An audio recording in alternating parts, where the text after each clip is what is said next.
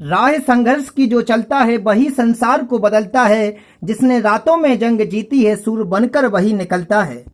जिस मेहनत से तू आज भाग रहा है वही कल तुझे सफलता दिलाएगी। झोंक दे खुद को इस आग में, यही आग तुझे हीरा बनाएगी। हेलो फ्रेंड्स, यूट्यूब में तिरंगा इंस्टीट्यूट चैनल पर आप सभी का पुनः हार्दिक स्वागत है। मैं शिवेंद्र सर आज आपको मैथ्स का डिस्काउंट से संबंधित कुछ महत्वपूर्ण क्वेश्चन कराऊंगा। तो जानते हैं कि डिस्काउंट या कहें तो बट्टा क्या कहलाता है।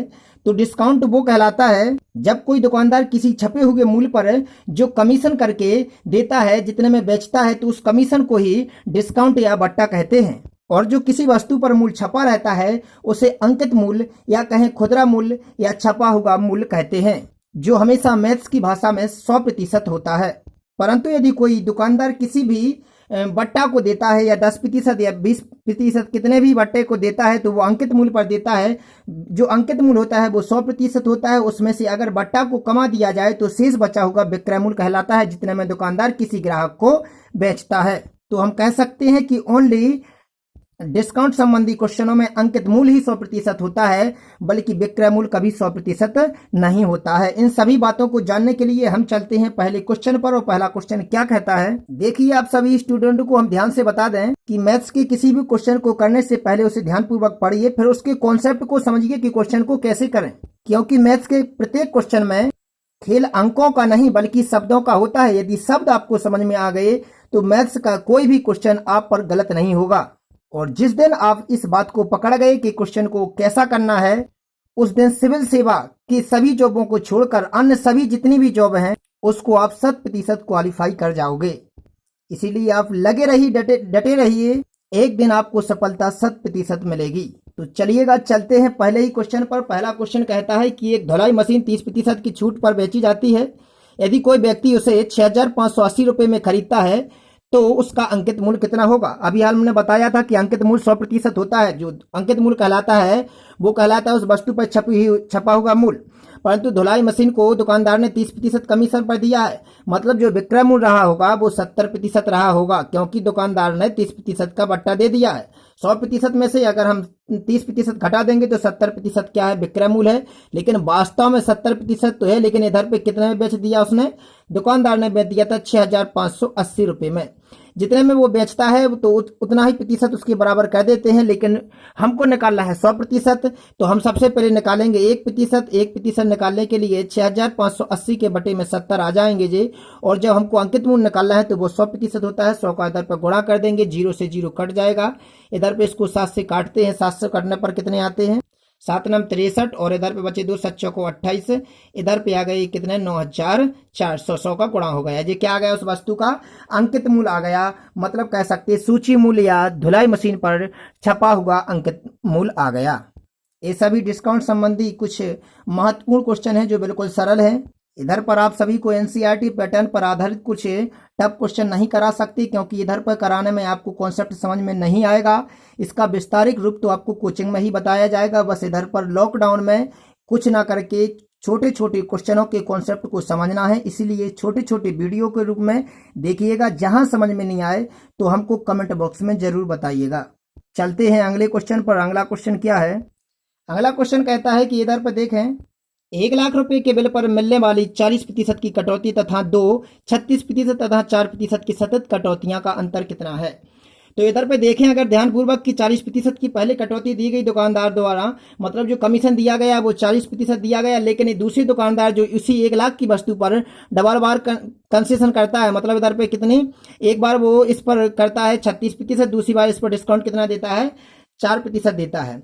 लेकिन इनकी कटौतियों में अंतर आता है। इधर पे तो देखते हैं कि 36 और 40 ही हो रहे हैं, इधर टोटल 40 है, लेकिन इससे इधर पे परसेंटेज में अंतर अलग अलग आएगा जब इसको हल करेंगे। देखिएगा कैसे आते हैं। जब कोई दुकानदार, पहला दुकानदार जो है वो 40%, 1,00,000 की वस्तु पर 40% कमीशन कहता है, मतलब वो 60% में बेच देता है। अब देखते हैं कि पहले वाले दुकानदार ने जो विक्रय मूल्य बनाया वस्तु का वो कितना बनाया। तो विक्रय मूल्य जो बनाया है वो कितने प्रतिशत में दे दिया है, इस अंकित मूल्य पर, जो वस्तु पर छपा होगा अंकित मूल्य है वो कितना है, 1,00,000 है। तो इधर पे देखिए हम कि जो इधर पे 1,00,000 है, इधर पे लिखते हैं 1,00,000। अब 1,00,000 में 40% कंसेशन कर दिया है तो विक्रय मूल्य कितना होगा, 1,00,000 का 60%। 1,00,000 का 60% देखते हैं कितना आता है, इधर पर हल करते हैं। इधर पे आया अपना कितना, 60,000। मतलब उस दूसरे पहले वाले दुकानदार ने 60,000 में वस्तु को बेच दिया, लेकिन दूसरे वाले दुकानदार की देखिए, दूसरे वाले दुकानदार ने कितने रुपए में बेचा, तो उसका विक्रय मूल्य क्या बना। तो देखते हैं इधर पे कि 1,00,000 की जो वस्तु थी, कितने की थी, 1,00,000 की, 1,00,000 लिखते हैं इधर पर हम। 1,00,000 की जो वस्तु थी, पहले वाले दुकानदार ने 36% कंसेशन की है उस पर, मतलब जो डिस्काउंट दिया वो 36% दिया, मतलब जो वस्तु को बेचा वो पहले वाले डिस्काउंट के बाद कितने में बेचा, 64% में। क्योंकि 64% में इसलिए बेचा क्योंकि 36 में 100 में से 36 घट जाएंगे, 64 आ जाएंगे। लेकिन इसके बाद जो 64% में बेचा, प्रतिशत का चिन्ह इधर से हटाते तो बटे में 100 लगाते। लेकिन अब जो ये विक्रय मूल्य रहा होगा जी अगले बट्टा के लिए अंकित मूल्य का कार्य करेगा, लेकिन अगली बार उसने 4% कंसेशन की है, उधर पर डिस्काउंट 4% दिया है, मतलब 96% में बेचा होगा। इधर पे इसको सॉल्व करते हैं, इधर पर डबल बार किया, इधर पे सिंगल बार दिया था। इधर पे काटते हैं, 4 जीरो से 4 जीरो कट जाएंगे, इसका इंटू करते हैं, इधर पे करने पर कितना आता, इधर पर टोटल आया 61,440 रुपए। जी दूसरे वाले दुकानदार ने जो डबल बार डिस्काउंट दिया था उसने वस्तु को कितने बेचा, तो 61,440 में बेचा, पहले वाले ने 60,000 में बेचा था। इधर पे जो डिस्काउंट का अंतर रहा है, इसने ज्यादा डिस्काउंट दे दिया, पहले वाले ने कितने ज्यादा दे दिया, इसने 61,440 में बेची, इसने 60,000 में बेची। तो इधर पे जो डिस्काउंट का अंतर रहा, इसने कितना ज्यादा डिस्काउंट दे दिया, तो 61,000, इनका जो डिस्काउंट में अंतर रहा होगा वो 61,440 में से हम कितने घटा देंगे, 60,000 घटा देंगे। तो इधर पे आ गया कितना अपना 1,440 रुपए। ये 1,440 रुपए डिस्काउंट का अंतर रहा, उनकी कटौतियों का अंतर रहा है जी। इसका सॉल्यूशन हो गया। चलिएगा अगले क्वेश्चन पे। अगला क्वेश्चन क्या कहता है, देखिएगा, अगर अंकित मूल्य वाले या बट्टा संबंधी किसी क्वेश्चन में क्रय मूल्य की बात होती है तो पूरे क्रय मूल्य और अंकित मूल्य वास्तव में मिलकर चलते हैं दोनों अध्याय। इन दोनों अध्यायों में क्रय मूल्य और अंकित मूल्य दोनों 100% माने जाते हैं, चाहे वो क्रय मूल्य हो चाहे अंकित मूल्य हो। लेकिन विक्रय मूल्य कभी 100% नहीं होता, क्योंकि विक्रय मूल्य पर हमेशा या तो लाभ हो जाता है या हानि हो जाती है बेचने पर। क्योंकि अगर लाभ या हानि नहीं होगी तो वो क्रय मूल्य का क्रय मूल्य ही रहेगा। इसीलिए क्रय मूल्य तो 100% होता है, और जो लाभ और हानि होती है वो क्रय मूल्य के आधार पर होती है। इन सभी बातों पर हम क्यों समझा रहे हैं, तो इस सभी बातों को समझने के लिए चलते हैं इसी क्वेश्चन पर। क्वेश्चन कहता है कि एक व्यापारी अपने माल का क्रय मूल्य से 20% अधिक अंकित करता है। यदि वह अंकित मूल्य पर 5% का बट्टा देता है तो कितने प्रतिशत लाभ अर्जित करता है। देखिए क्रय मूल्य से हो, क्रय मूल्य अपने आप में कितना प्रतिशत होता है, 100% होता है। क्रय मूल्य कहलाता है जितने में वस्तु खरीदी गई है, 100% क्रय मूल्य है। परंतु वे कहते हैं क्रय मूल्य से 20% अधिक अंकित करता है, मतलब जो छापता है वस्तु पर वो 20% अधिक छापता है, मतलब उसने 120% छाप दिए। अब कहता है कि यदि अंकित मूल्य पर 5% का बट्टा दे दे, मतलब जो छपे हुए मूल्य 120 है, इस पर दुकानदार 5% का बट्टा दे देता है, कमीशन कर देता है 5%।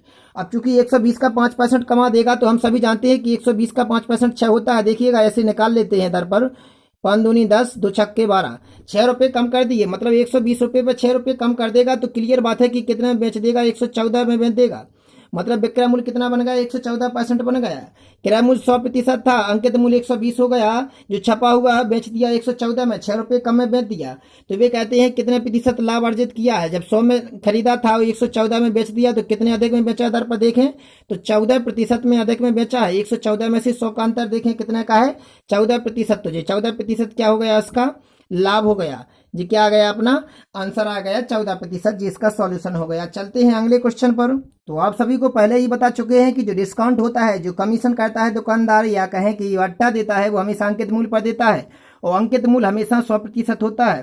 परंतु जब जितना उसमें बट्टा दे दिया जाता है तो उसको घटाने पर विक्रय मूल्य प्राप्त होता है। क्वेश्चन कहता है दर पे कि एक वस्तु का अंकित मूल्य 200 रुपये है, वस्तु पर छपे मूल्य 200 है, अंकित मूल्य पर 12.5% का बट्टा देकर भी 25% का लाभ अर्जित कर लेता है कोई दुकानदार, तो वस्तु का क्रय मूल्य क्या रहा होगा। तो पहले देखें कि क्रय मूल्य निकालने के लिए सबसे पहले विक्रय मूल्य ज्ञात होना चाहिए।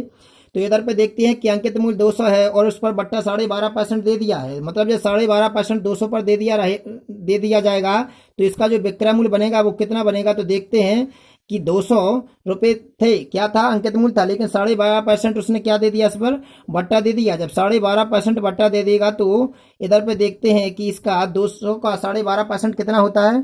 तो इधर पर अलग निकाल लेते हैं ऐसे दूर, इधर पे कि 200 का 12.5% कितना निकलता है। इधर पे निकालते हैं, दशमलव को हटाते हैं, जीरो बढ़ाते हैं, 2 जीरो से 2 जीरो काट देते हैं इधर पे आ जाएंगे कितने, 5 दूनी 10, इधर पे 5 दूनी 10, 5 25, कट गई, कितने आ गए 25। अगर हम कह सकते हैं कि उसने 25 रुपये कम कर दिए दुकानदार ने, जब 200 में से 25 रुपये कम कर देंगे तो जो उसने विक्रय मूल्य बनाया है वो कितना बना लिया है, 175 रुपये। मतलब वस्तु को कितने में बेच दिया होगा, 175 में बेच दिया होगा। और विक्रय मूल्य कभी 100% नहीं होता है। वे कहते हैं कि 200 पर 12.5% बट्टा देने के बाद उसने 175 में तो बेचा है, फिर भी उसने 25% का लाभ ले लिया। कब ले लिया, इस पर। और जब इस पर लाभ ले लेगा, 175 में बेचने पर लाभ लिया है, तो हम कहेंगे कि 100% क्रय मूल्य होता है। परंतु विक्रय मूल्य जब 175 है तो 25% लाभ लेने के लिए उसने 125% में बेचा होगा।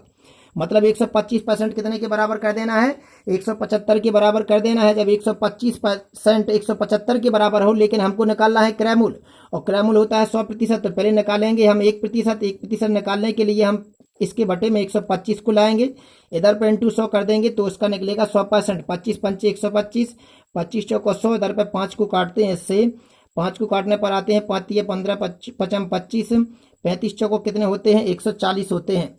अतः हम कह सकते हैं कि जो वस्तु का क्रय मूल्य आया, जितने में वस्तु को खरीदा गया, वो वस्तु का क्रय मूल्य कितना आ गया, अपना वस्तु का क्रय मूल्य आ गया 140। मतलब वस्तु को कितने में खरीदा गया है, 140 में खरीदा गया है, जिसका आंसर आ गया। चलिएगा अगले क्वेश्चन पर चलते हैं। देखिएगा, यदि आप सभी को इन कॉन्सेप्टों के आधार पर या इस सॉल्यूशन के आधार पर कोई क्वेश्चन समझ में नहीं आता है और ये तरीका अच्छा नहीं लगता है तो कमेंट बॉक्स में जरूर बताइएगा, क्योंकि एक क्वेश्चन करने के 2-3 तरीके हैं, कम से कम कोई भी तरीका यूज कर सकते हैं। इधर पे बेसिक रूप नहीं बता रहे हैं, इधर पे बिल्कुल इसका शॉर्ट रूप बता रहे हैं, जो कंपटीशन लाइन में महत्वपूर्ण तरीका होता है। और आप सभी तो पहले से ही जानते हैं कि कोचिंग में हम एक क्वेश्चन को 3-3 तरीके से बता देते हैं, परंतु इधर पे एक ही तरीका बताते हैं, वो भी स्पीड में बताते हैं। तो जैसा ही समझ में आए तो जरूर बताएं, समझ में नहीं आए तो भी बताएं। चलते हैं अगले क्वेश्चन पर। अगला क्वेश्चन जो लिखा हुआ है 5वां क्वेश्चन, ये क्वेश्चन वास्तव में शेयर बाजारों से संबंधित है।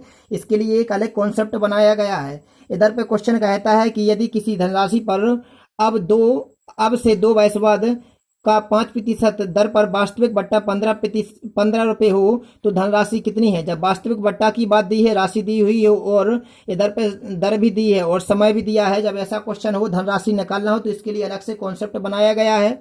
और वो कॉन्सेप्ट क्या है तो देखिएगा। इधर पे इसका कॉन्सेप्ट है वास्तविक बट्टा इक्वल टू धन गुणे दर गुणे समय बटे 100 प्लस दर गुणे समय। इस कॉन्सेप्ट से करते हैं। इधर पे इसका तरीका दूसरा भी है, वो थोड़ी बड़ा हो जाएगा, इसलिए इसके कॉन्सेप्ट से ही करते हैं। वास्तविक बट्टा दिया हुआ है, कितना % दिया है वास्तविक बट्टा, 15 रुपये दिया है, तो इधर पे 15 रखते हैं। इधर पे धन निकालना है तो धन को हम P मान लेते हैं। दर दी है, कितनी दी है क्वेश्चन में, दर 5 दी है, तो इधर पे हम 5 रख देंगे। समय दिया है 2 बरस के लिए, 2 आ जाएंगे, 100 प्लस इधर पे दर और समय का गुणा करना है तो 5 गुणे 2 कर देंगे। इसको सॉल्व करते हैं, इससे P का मान निकालते हैं। इधर पे इसको काट भी सकते हैं, 5 या 15, तो 3 इक्वल टू इधर पे कितने हो जाएंगे, P गुणे 2 बटे में आ जाएंगे कितने, 100 प्लस 5 दूनी 10। इधर पे इसको क्रॉस मल्टीप्लाई करके P का मान निकालते हैं।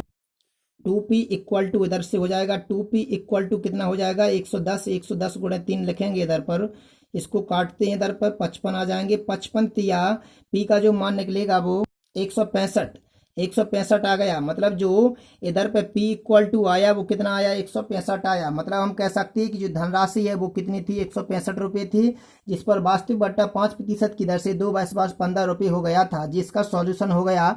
चलते हैं अगले क्वेश्चन पर।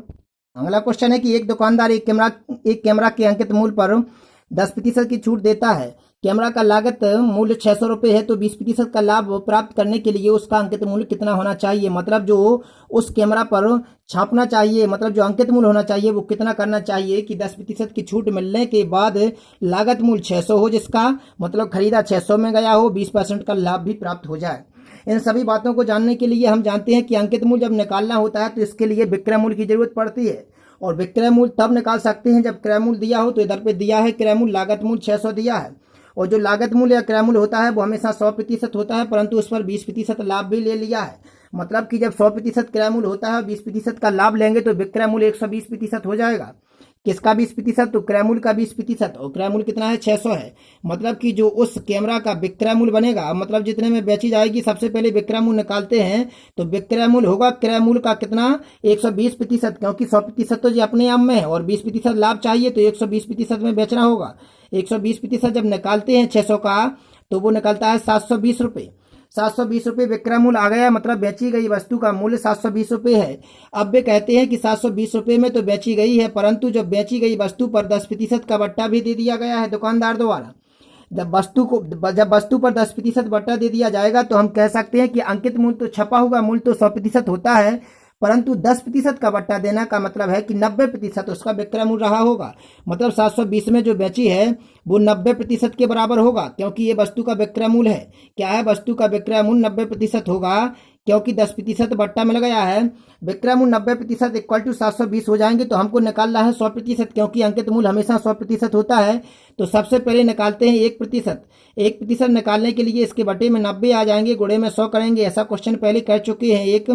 इधर पे आ जाएगा 9 8 72, इधर पे कितने आ गए? 800।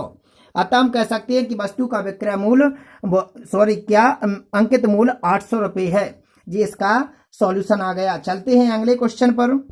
देखिए जो क्वेश्चन नंबर 7वां है, जो पहले वाले वीडियो में बता चुके हैं, परंतु उस वाले वीडियो में हमने अंतिम समय आंसर निकालते समय उसका आंसर गलत निकाल दिया था। इसलिए कमेंट बॉक्स में कुछ स्टूडेंट्स के कमेंट आए थे कि इस क्वेश्चन का जो आंसर है वो रॉन्ग हो रहा है। इसीलिए आज इसे हम फिर से लेकर आए हैं, थोड़ी स्पीड में बताएंगे।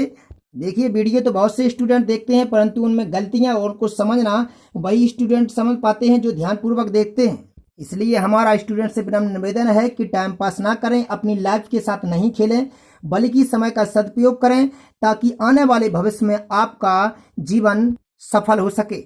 तो देखिए क्वेश्चन कहता है कि एक व्यक्ति ने 76 गायें खरीदी और 20 गायें 15% लाभ पर और 40 गायें 19% लाभ पर और शेष 16 गायें 25% लाभ पर बेच दी। उसे कुल 6570 रुपये का लाभ हुआ। प्रत्येक गाय का क्रय मूल्य क्या है? देखिए गाय तो 76 ही है, क्योंकि 20 और 40 और 16 को जोड़ने पर 76 ही होगा। लेकिन वे कहते हैं कि जो लाभ हुआ है 6570, वो 20 गायों पर कितना? 15%। जब 20 गायों पर 15% देखते हैं तो हम देखते हैं पहले कि लाभ ही लाभ देखते हैं कि लाभ कितना हो रहा है। तो इधर पे लाभ देखें कि 20 का 15%। जब 20 का 15% निकालेंगे तो वो लाभ हुआ है। दूसरे नंबर पर जो क्वेश्चन में लाभ हुआ है वो 40 का कितना? 19% लाभ हुआ है। और तीसरे नंबर पर जो देखें तो वो 16 का 25% लाभ हुआ है। लेकिन जो तीनों का टोटल लाभ हुआ है वो 6570 हुआ है। तो 6570 को हम बराबर में रखेंगे। अब इसको आगे बढ़ाते हैं, इधर पे हल करते हैं, इधर पे काटते हैं 20 25 100, इधर पे कटेंगे 5 3 15। मतलब लाभ को देखते हैं कि इधर पे 3 आ गया है। इधर पे देखते हैं 0 से 0 काटते हैं, 2 दूनी 4 2 5 10, इधर पे 19 दूनी 38, 38 में भाग देंगे 5 का तो 7.6 आएगा। इधर पे देखते हैं 25 चौको 100, 4 चौको 16, इधर पे 4 आएगा, बराबर में 6570 ही चलेंगे। जोड़ने पर आएगा इधर पे कितने? 14.6 हो जाएगा, इक्वल टू 6570 हो जाएंगे। अब देखते हैं इधर पर जो एक इक्वल टू निकालेंगे, वही वस्तु प्रत्येक गाय का क्रय मूल्य होगा। 6570 से 14.6 में भाग देते हैं तो 450 आएंगे। जे प्रत्येक गाय का क्या होगा? क्रय मूल्य होगा जी। इसका सॉल्यूशन हो गया। चलते हैं अगले क्वेश्चन पर। देखिए क्वेश्चन कहता है कि एक व्यापारी 25,000 रुपये अंकित मूल्य वाली किसी वस्तु को 20% और 5% क्रमवार बट्टों के साथ खरीदता है। यदि इसी वस्तु पर मरम्मत पर 1,000 रुपये खर्च करता है, इसे 25,000 रुपये में बेच देता है, तो होने वाली लाभ या हानि प्रतिशत ज्ञात कीजिए। अंकित मूल्य 100% तो होता है और 2 बट्टा दिए गए हैं, तो जो इसका विक्रय मूल्य बनेगा, सबसे पहले हम विक्रय मूल्य निकालते हैं थोड़ी स्पीड में। तो 25,000 और इधर पर पहले 20% बट्टे मतलब 80% में बेचा होगा, और दूसरी बार में 5% बट्टा मतलब 95% में बेचा होगा। इधर पे हम 4 जीरो काट देते हैं, इधर पे हल करते हैं, विक्रय मूल्य कितना निकलता है? 19,000 में बेचा था दुकानदार ने और ग्राहक ने 19,000 में खरीदा था, परंतु 1,000 रुपये ग्राहक को सुधारने में लग गए या मरम्मत में लग गए, तो कुल हम कह सकते हैं कि कुल उसका जो खर्चा हो गया उसका कितना हो गया? 20,000 रुपये खर्च हो गए। किसके हो गए जी? उस ग्राहक के। 20,000 रुपये उसने लागत लगा दी और उसने कितने में बेच दिया है? 25,000 में बेचा है। तो इधर पे लाभ कितना होता दिखाई दे रहा है? 5,000 रुपये। 5,000 लाभ रुपये होगा, लेकिन लाभ प्रतिशत निकालना है तो बटे में क्रय मूल्य लिखेंगे और गुणा में 100 करेंगे तो लाभ प्रतिशत कितना निकलता है? लाभ आता है 25%। ये हमने डायरेक्ट लिख दिया है।